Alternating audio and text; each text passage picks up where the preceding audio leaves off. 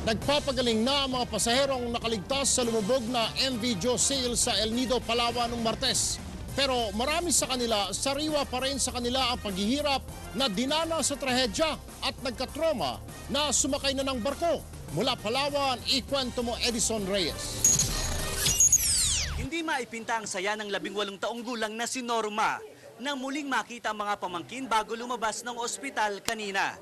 Isa si Norma sa higit 50 pasahero na nakaligtas mula sa lumubog na MV Josail noong gabi ng Martes sa baybayin ng El Nido, Palawan. Unti-unti nang gumagaling ang mga galos at pasa sa katawan ng dalaga. Pero hindi raw niya makakalimutan ang nangyaring trahedya. 3 beses daw siya nagpalipat-lipat ng batong kakapitan. 3 oras din siya nakipagbunos sa malalakas na alon bago ma-rescue ng mga mangingisda. Kala ko po hindi naman. Ang mga naanod na kargang isda ng barko ang nagsilbi raw nilang pagkain kasama ang ibang pasahero. Stick. Inihaw ko yun. Tapos pinagatihan ko. Nangihina at hirap namang makahinga si Nanay Gloria.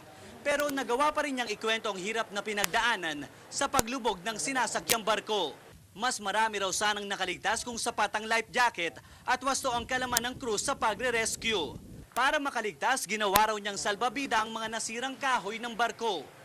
Kasi hindi sila makabigay kaagad, ang dami-daming crew. Kung hindi kaagad sila nakatulong, ewan ko kung ano.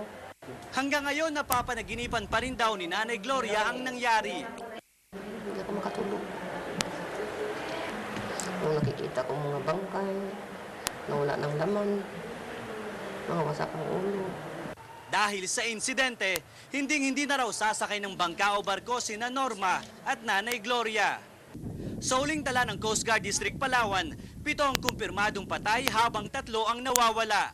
Sa gitna naman ng malakas na ulan, tinangka ng mga taga-Coast Guard na ipagpatuloy ang search and retrieval operation kanina.